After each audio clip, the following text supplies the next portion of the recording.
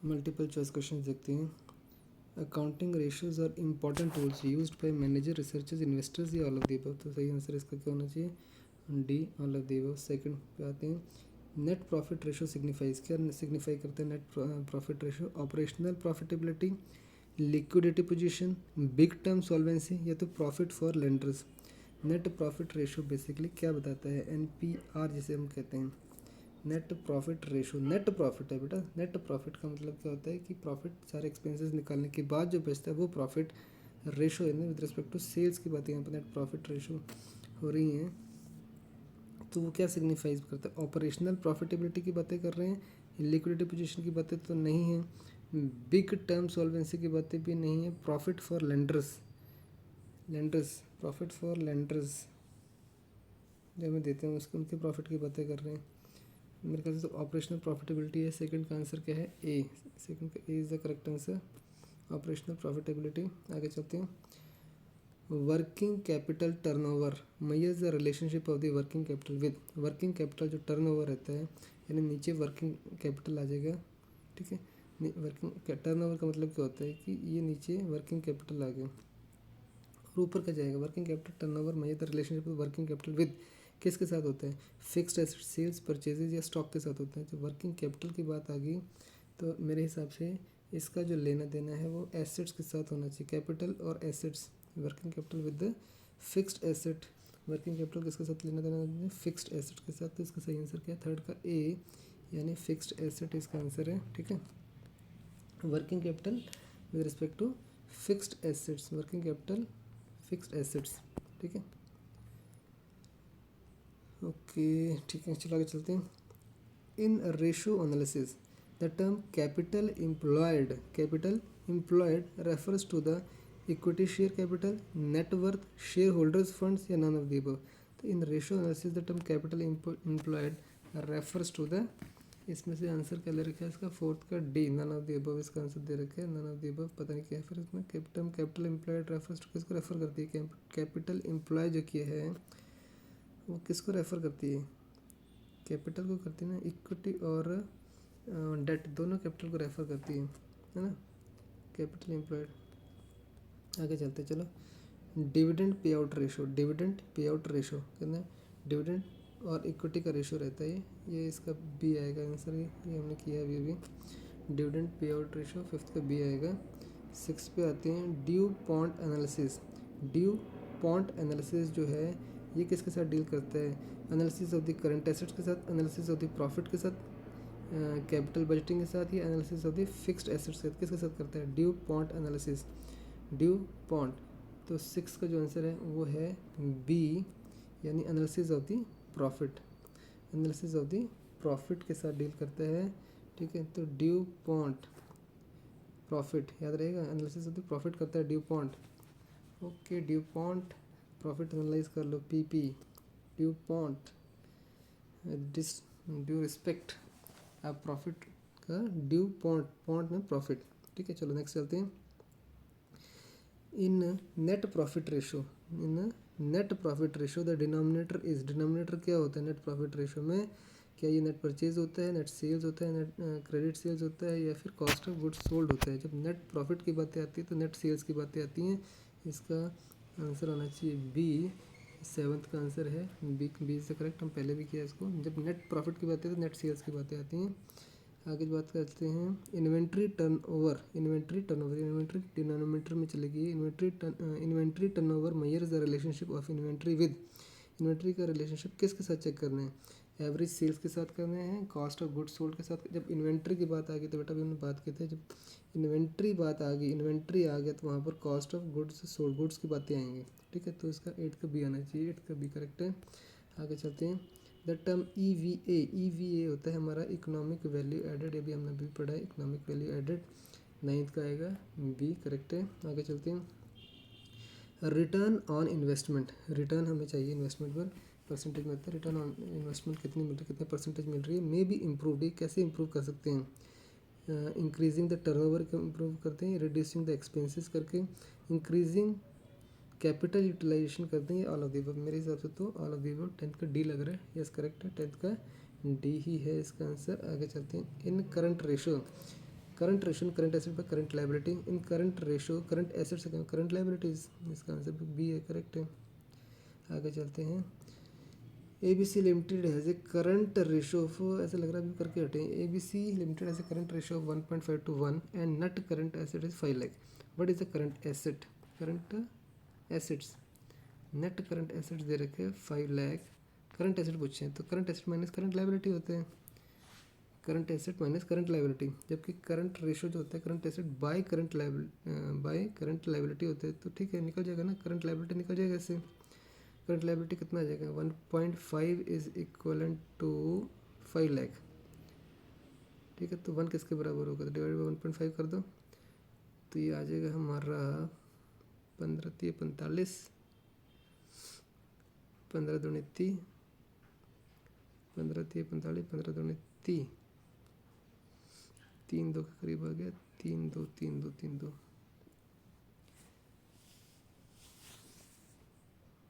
3 2 5 में से 3 का 2000, 2 लाख के करीब समथिंग, तो डी आना चाहिए। 12 का क्या है, 12 का सी है, कैलकुलेट करना पड़ेगा क्या, ओके। अच्छा करो, 5 लाख डिवाइडेड बाई 1.5 करो तो कितना आता है, देखो करंट रेशो जो होता है करंट एसेट बाई करंट, अच्छा नेट करंट एसेट सही है, नेट करंट एसेट से करंट रेशो होता है current asset by current liability, ठीक है।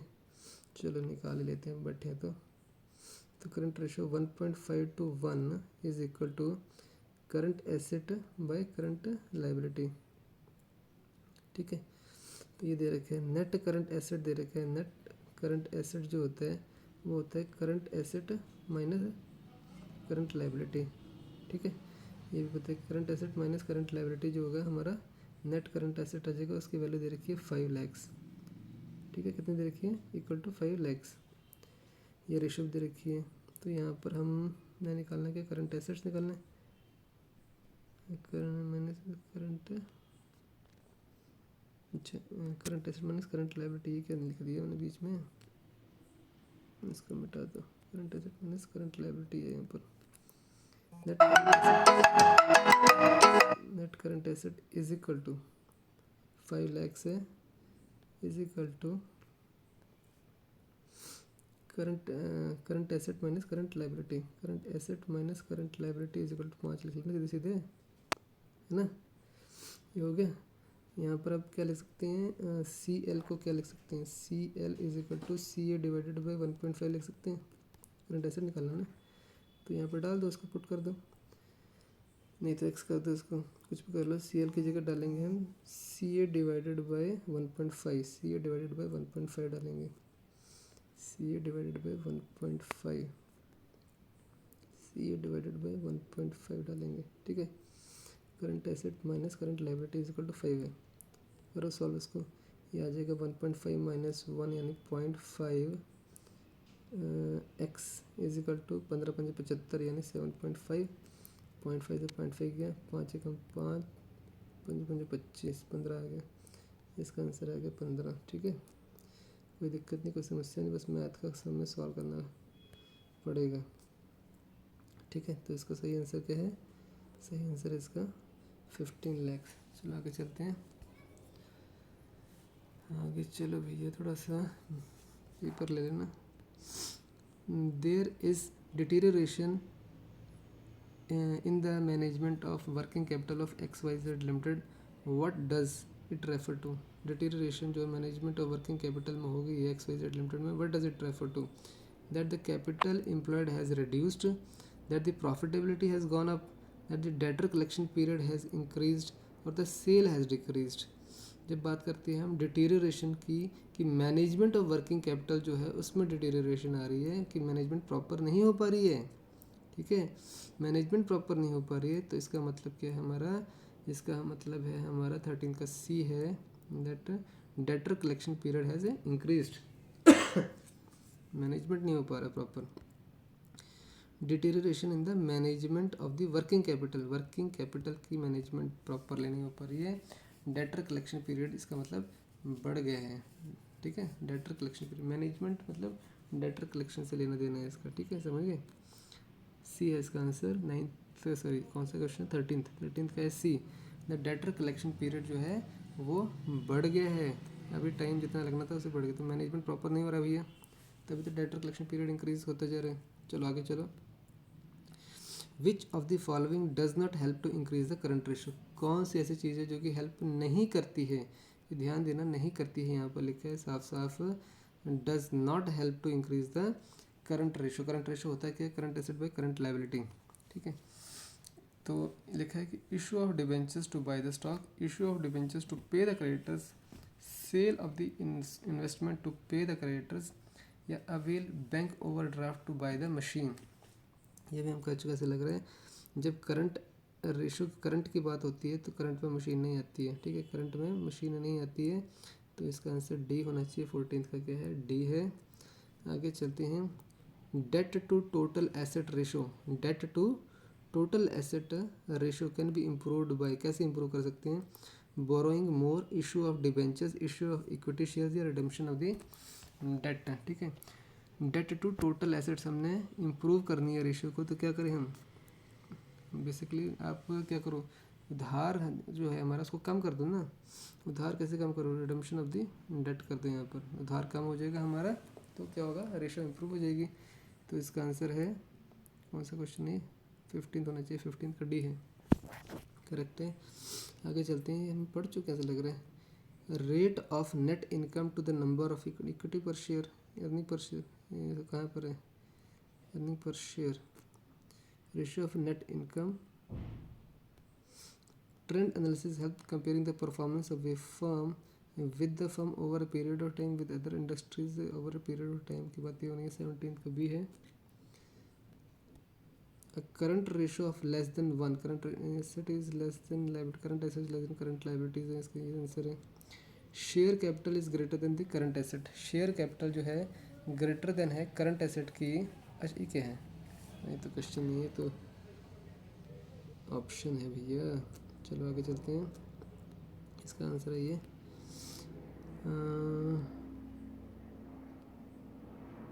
नेट प्रॉफिट रेशियो किया हमने क्या, a firm has a capital of 10 lakh, sale 5 lakh की है, ग्रॉस प्रॉफिट 2 लाख का हो रहा है, और एक्सपेंसेस जो है उसके 1 लाख के हो रहे हैं। नेट प्रॉफिट रेशियो क्या है, NPR क्या है उसका, net profit ratio, net profit ratio with respect of net sales होता है बेसिकली। तो प्रॉफिट कितना आएगा, उसमें से एक्सपेंसेस निकाल दो, ठीक है, रेशियो भी निकालनी है, विद रिस्पेक्ट टू सेल्स निकालेंगे, तो पहले तो नेट प्रॉफिट निकालो। प्रॉफिट कितना है पहले देखो, प्रॉफिट ग्रॉस प्रॉफिट है 2 लाख का, एक्सपेंसेस 1 लाख के, नेट प्रॉफिट कितना आ गया, 1 लाख का, ठीक है।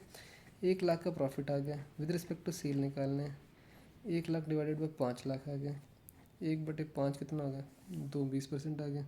इसका आना चाहिए ए। 19 का क्या है, 19 का आंसर है ए, करेक्ट है, ठीक है। 20 पे आते हैं।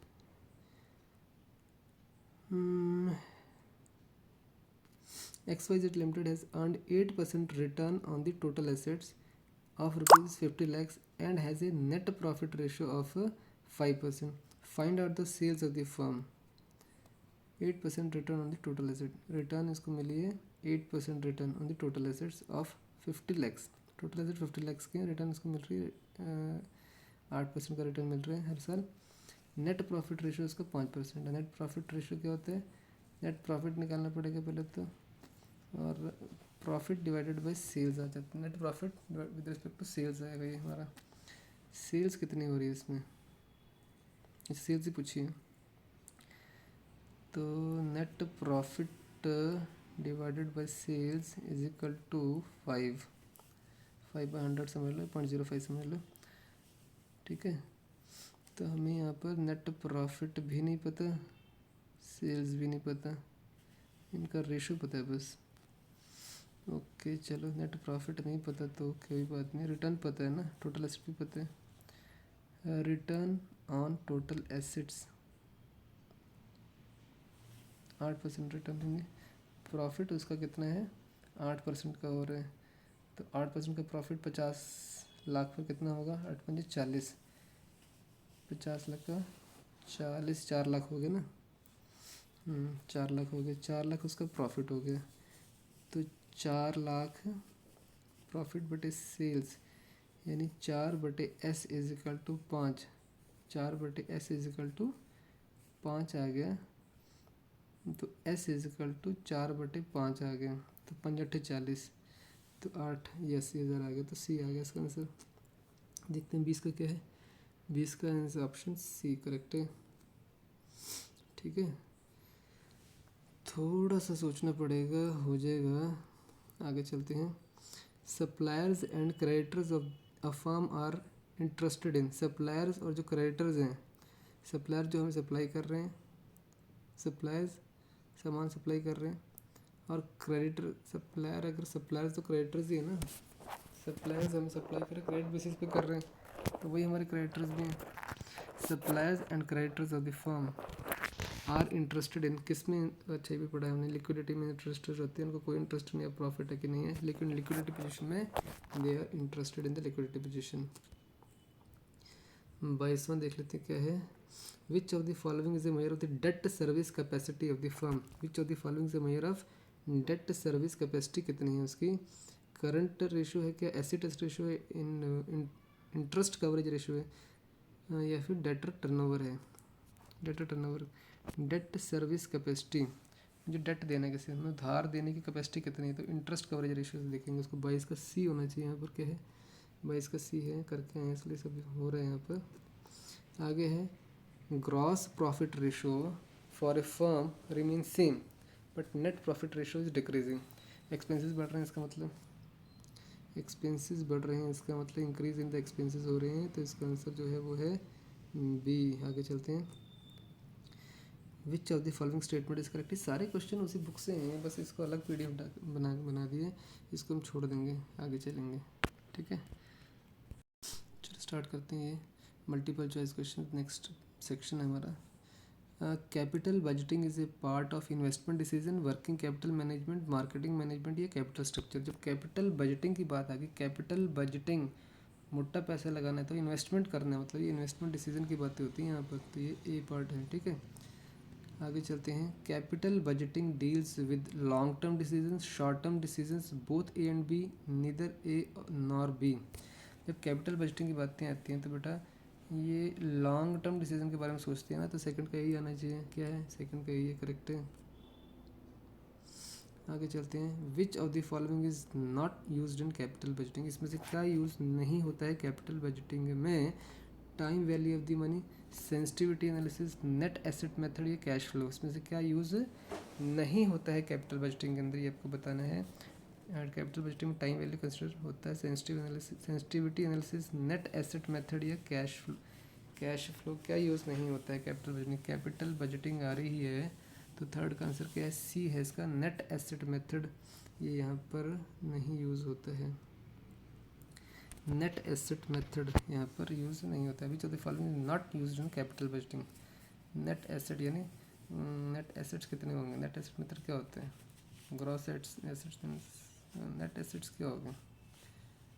कैपिटल बजटिंग में नेट एसेट मेथड यूज़ नहीं होता है, नहीं होता है, पता नहीं ऐसे ही होगा। चलो आगे चलते हैं, इतने समझ लो बस। कैपिटल बजटिंग में नेट एसेट की कोई ज़रूरत नहीं, कैश फ्लो चाहिए, sensitivity analysis, time value of the money चाहिए, लेकिन नेट एसेट मेथड इसमें नहीं चलेगा कैपिटल बजटिंग में, net asset. Okay, capital budgeting decisions are, capital budgeting decisions जो हैं क्या होते हैं वैसे, रिवर्सिबल होते हैं, इरिवर्सिबल होते हैं, इंपॉर्टेंट होते हैं, ऑल ऑफ द अबव। वो इरिवर्सिबल होते हैं, फोर्थ का बी आना चाहिए, इसका आंसर करेक्ट है, फोर्थ का बी ही है, इरिवर्सिबल होते हैं, एक बार ले लिए तो वापस नहीं जा सकते। विच of the following is not incorporated in the capital budgeting में, जो incorporate, which of the following is not incorporated in capital budgeting, क्या है वो, टैक्स इफेक्ट है क्या, time value of the money है, रिक्वायर्ड रेट ऑफ रिटर्न है, rate of cash discount है। तो क्या इनकॉर्पोरेट नहीं होता है कैपिटल बजटिंग में, क्या कैपिटल बजटिंग में टैक्स का इफेक्ट आता है, कैपिटल की बातें कर रहे हैं, टाइम वैल्यू ऑफ मनी आता है क्या, रिक्वायर्ड रेट ऑफ रिटर्न की बातें होती हैं क्या, रेट ऑफ रिटर्न इतना चाहिए, कैपिटल बजटिंग हो रही है यहाँ पर, तो सिर्फ रेट ऑफ कैश डिस्काउंट की बातें होती हैं क्या, कैश डिस्काउंट कितना, कैश डिस्काउंट यानी कैपिटल में कैश कहाँ से आ गए, कैपिटल में कैश तो नहीं आना चाहिए। ठीक है, तो इसका तो डी होना चाहिए मेरे हिसाब से, फिफ्थ का क्या आंसर है, फिफ्थ का आंसर डी करेक्ट है। कैश की बातें कैपिटल में नहीं आ सकता, कैश मतलब करंट की बातें होती हैं, वर्किंग की बातें होगी। चलो आगे चलते हैं। Which of the following is not a capital budgeting decision, कौन सा कैपिटल बजटिंग डिसीजन नहीं है, क्या expansion, program, merger, replacement of an asset या इन्वेंट्री लेवल। कौन सा कैपिटल बजटिंग डिसीजन नहीं है? एक्सपेंशन बड़ा प्रोजेक्ट, मर्जर ये भी बड़ा ही होता है, replacement of an asset, replacement of asset बड़े बड़े भी होते हैं, मशीनरी होती है बड़ी बड़ी, तो वो भी एक बड़ा डिसीजन है कैपिटल का। ये इन्वेंट्री, इन्वेंट्री कैपिटल का है कि नहीं है? मर्जर और इन्वेंट्री में डाउट है। 6 का आंसर क्या है भैया? 6 का आंसर है डी, इन्वेंट्री है इसका सही answer. Inventory is not a capital budgeting decision, ठीक है। इन्वेंट्री जो है मेंटेन करना है, लेकिन कैपिटल की थोड़ी है। कैपिटल है मशीनरी, उसमें से इन्वेंट्री बन के आ गई है ना, जो अब स्टेशनरी बन के आ गई है, उसमें से हमने कैपिटल तो लगाया, मशीनरी लगाई, उसमें से वो बन के आ गए बस, ठीक है। तो वो कैपिटल में नहीं आता, इन्वेंट्री इज़ नॉट कैपिटल में आता, ठीक है। चलो नेक्स्ट चलते हैं। इस साउंड कैपिटल बजटिंग टेक्निक जो होती है वो क्या होती है? कैश फ्लो होता है, अकाउंटिंग जो बेस होती है किस पे बेस होती है? Sound capital budgeting technique cash flow पे बेस्ड होती है, अकाउंटिंग प्रॉफिट पे बेस्ड होती है, इंटरेस्ट रेट ऑन बोरोइंग्स पर होती है, या फिर लास्ट डिविडेंड पेड के ऊपर होती है। तो कैपिटल बजटिंग का मतलब ये है कि वो बेसिकली किस पे होगी? डाउट किस में हो रहा है? Cash capital budgeting cash flow पे होना चाहिए ना। 7th का क्या है? 7th का है ए, यस करेक्ट है। 7th का ए ही करेक्ट है, कैश फ्लो के ऊपर होना चाहिए ना साउंड कैपिटल बजटिंग। कितना कैश फ्लो हो रहा है, कितना कैश मेरे पास आएगा, ऐसे कैपिटल बजटिंग करनी है, ठीक है। कैपिटल बजट का मतलब जब बजट वैसे भी आता है हमारे, तो कैश फ्लो के ऊपर बेस्ड होता है ना, कि कैश कैसे कैसे फ्लो करना चाहिए, कहाँ कहाँ टैक्सेस लगने हैं, कहाँ कहाँ पर कैसे कैसा पैसा कहाँ कहाँ पर लगना चाहिए। तो कैश फ्लो की बातें होती हैं उसके अंदर। Sorry, which of the following is not A relevant cost of capital budgeting? इसमें से कौन सी है रेलिवेंट कॉस्ट? रेलिवेंट कॉस्ट नहीं है कैपिटल बजटिंग के अंदर। Sunk cost, opportunity cost, allocation of the overheads, both A and C above. इसमें से कौन सी रेलिवेंट कॉस्ट नहीं है कैपिटल बजटिंग के अंदर? संक कॉस्ट या अपॉर्चुनिटी कॉस्ट, एलोकेटेड ओवरहेड्स, या फिर बोथ ए एंड सी। तो मेरे हिसाब से भी यहाँ पर ए एंड सी लग रहे हैं देखने में, तो 8th का डी होना चाहिए। क्या है 8th का? 8th का डी करेक्ट है, both A and C. Sunk cost और एलोकेटेड ओवरहेड से छोटे छोटे लग रहे हैं, अपॉर्चुनिटी कॉस्ट जो है बड़ी है। आगे चलते हैं। Capital budgeting decisions are based on, capital budgeting decision है किसके ऊपर बेस्ड होते हैं? क्या इंक्रीमेंटल प्रॉफिट के ऊपर होते हैं capital budgeting decision, incremental cash flow के ऊपर होते हैं, इंक्रीमेंटल एसेट्स के ऊपर होते हैं, इंक्रीमेंटल कैपिटल के ऊपर? कैश फ्लो की बातें होती है कैपिटल बजटिंग में, कैपिटल बजट में। कैपिटल बजट में कैश फ्लो की बातें होती है ना, जब बजट आता है तो कैश फ्लो कैसे चल रहा है? तो मेरे हिसाब से 9th का बी आना चाहिए। क्या आंसर है इसका? 9th का बी करेक्ट है, यस। आगे चलते हैं। Which of the following does not affect cash flow proposal? Cash flow को अफेक्ट नहीं करता है, does not effect cash flow proposals. Salvage value, depreciation amount, tax rate change, method of the project financing. तो क्या चीज़ें will not affect the cash flow? Depreciation के cash flow को affect करेगा, टैक्स रेट चेंज कर देंगे cash flow को affect करेगा, मेथड ऑफ प्रोजेक्ट फाइनेंसिंग किस मेथड से प्रोजेक्ट फाइनेंस कैश फ्लो को चेंज करेगा, या सैल्वेज वैल्यू क्या अफेक्ट करेगा कैश फ्लो को? सैल्वेज वैल्यू क्या होती है देखते हैं। तो इसका जो 10th का आंसर है, 10th का है D, method of project financing. किस मेथड से आप कर रहे हो कैश फ्लो को अफेक्ट नहीं करेगा, method will not affect. Method of project financing, किस प्रोजेक्ट को फाइनेंस कर रहे हैं, इससे cash flow does not affect the cash flow proposal, ठीक है। आप जैसा मर्जी करो, कैश फ्लो तो ऐसे ही होना चाहिए, ठीक है। जिस मर्जी मेथड को यूज़ कर लो, कैश फ्लो ऐसे ही चलना चाहिए, ठीक है। तो method does not affect, method of project financing does not affect the cash flow proposal. समझ के बात, कोई दिक्कत की बात तो नहीं है। चलो आगे चलते हैं। कैश इनफ्लो, कैश इनफ्लो अंदर की तरफ आ रहा है, कैश आ रहा है पॉजिटिव, यानी प्रॉफिट आ रहा है। Cash inflow from the project include, क्या इंक्लूड करता है ये? Tax shields of the depreciation after tax operating profits, raising of the funds, या फिर D both A and B. A क्या है? टैक्स शील्ड ऑफ डेप्रिसिएशन, और B after tax operating profits, और सी क्या है? रेजिंग ऑफ द फंड्स है। तो कैश जब इनफ्लो आ रहा है, इनफ्लो का मतलब रेजिंग ऑफ फंड्स कहाँ से, cash inflow from a project बोल रहे हैं, फ्रॉम ए प्रोजेक्ट। तो प्रोजेक्ट से कैश आ रहा है तो फंड रेज होंगे ना, मेरे हिसाब से तो सी आना चाहिए। 11th का क्या है, 11th का है डी, 11th का है answer D, both A and B, यानी सी ही नहीं है, दोनों ही है। Cash inflow from a project, project से पैसा आ रहा है तो वो टैक्स शील्ड ऑफ डेप्रिसिएशन, और दूसरा है आफ्टर टैक्स ऑपरेटिंग प्रॉफिट, ये इंक्लूड करते हैं दोनों, कैश इनफ्लो दोनों चीज़ें इंक्लूड करते हैं। आफ्टर टैक्स ऑपरेटिंग प्रॉफिट भी आ जाते हैं और टैक्स शील्ड ऑफ डेप्रिसिएशन का भी फ़ायदा मिलता है जब किसी प्रोजेक्ट के अंदर बड़े बड़े वहाँ पर आपको क्या लगते हैं, प्लांट्स लगते हैं, उनमें डेप्रिसिएशन का बेनिफिट मिलता है, टैक्स शील्ड ऑफ डेप्रिसिएशन मिलता है, और आफ्टर टैक्स ऑपरेटिंग प्रॉफिट, इनकी बातें होती हैं कैश इनफ्लो में प्रोजेक्ट में, ठीक है। रेजिंग ऑफ फंड मतलब बाहर से फंड आ रहे हैं, कैश इनफ्लो नहीं हो रहे, प्रोजेक्ट से इनफ्लो नहीं हो रहा है, रेजिंग ऑफ फंड बाहर से आ रहे हैं, ठीक है। तो ये raising of fund is not the right option. 12th पे आते हैं, which of the following is not true, सही नहीं है with reference to the capital budgeting के हिसाब से कौन सी चीज़ें ठीक नहीं है, नहीं सही नहीं है। Capital budgeting is related to the asset replacement decisions, cost of capital is equal to the minimum required return, cost of capital कितनी है is equal to the minimum required return होना चाहिए। Existing investment in a project is not treated as the sunk cost and timing of the cash flow is relevant. तो question क्या है हमारा, which of the following is not true, कौन सी बात सही नहीं है, यानी 3 बातें सही होंगी, एक बात सही नहीं होंगी। तो देखते कौन सी बात सही नहीं है। Capital budget related asset replacement decision, capital budget की बातें होंगी। Cost of capital is equal to the minimum required return, ये भी बातें होंगी। Existing investment in the project is not related as sunk cost, ये जरा डाउटफुल आ गया है। Timing of the cash flows is relevant, timing of the cash flow भी रेलिवेंट ही है, सी होना चाहिए। 12th का क्या आंसर है, कहाँ गया, 12th का सी है, 12th का ऑप्शन है C, existing investment in a project is not treated as a sunk cost. Actually वो एग्जिस्टिंग इन्वेस्टमेंट होती है वो संक कॉस्ट ही हो जाती है ना, चलेगी तो एग्जिस्टिंग इन्वेस्टमेंट, लेकिन अब cost of capital should be equal to the minimum required return होना चाहिए, ठीक है, समझे नहीं समझे, ओके।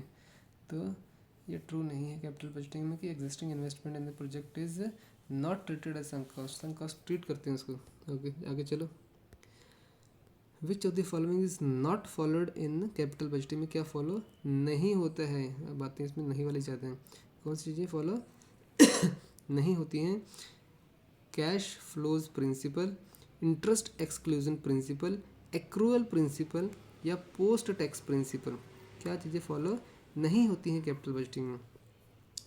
कैश फ्लो प्रिंसिपल होगा, इंटरेस्ट एक्सक्लूजन होगा, एक्रूअल प्रिंसिपल भी होगा, पोस्ट टैक्स प्रिंसिपल। अब ये कैपिटल पोस्ट टैक्स, टैक्स के बाद की बातें, 13 का डी होना चाहिए मेरे हिसाब से, क्या आंसर 13 का आंसर है सी, 13 का आंसर है यहाँ पर एक्स सी।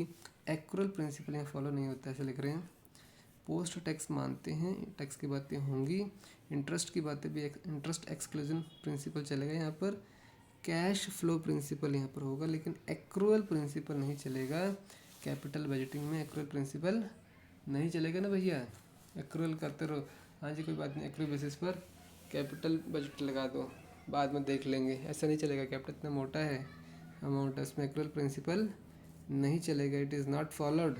चलो आगे चलो, depreciation is incorporated in cash flows because, depreciation क्यों इनकॉर्पोरेट की जाती है कैश फ्लो में, बिकॉज इट इज़ अनअवॉइडेबल, ये क्या हो गया, because it is unavoidable cost or is a cash flow, reduces the tax liability, involves an outflow। बेटा डेप्रिसिएशन में टैक्स लाइबिलिटी को रिड्यूस करने के लिए होता है, सिर्फ 14th का सी होना चाहिए, इसमें कुछ भी दो राय नहीं है। आगे चलो, which of the following is not true, यार क्या हो रहा है, which of the following is not true for the capital budgeting के लिए ट्रू नहीं है। संक कॉस्ट्स आर इग्नोर्ड, नहीं गलत है, not true, sunk cost ignored, यही गलत है शायद, 15th का बी है, इग्नोर कर देते हैं संक कॉस्ट को। ओके, आगे चल देखते हैं। अपॉर्चुनिटी कॉस्ट आर एक्सक्लूडेड, इसका आंसर तो 15 का बी दे रखे वैसे। अपॉर्चुनिटी कॉस्ट जो है उसको एक्सक्लूड करके रखते हैं कैपिटल बजटिंग में। तीसरा क्या है, incremental cash flows are considered. D है relevant cash flows are considered, relevant cash flows को कंसिडर किया जाता है।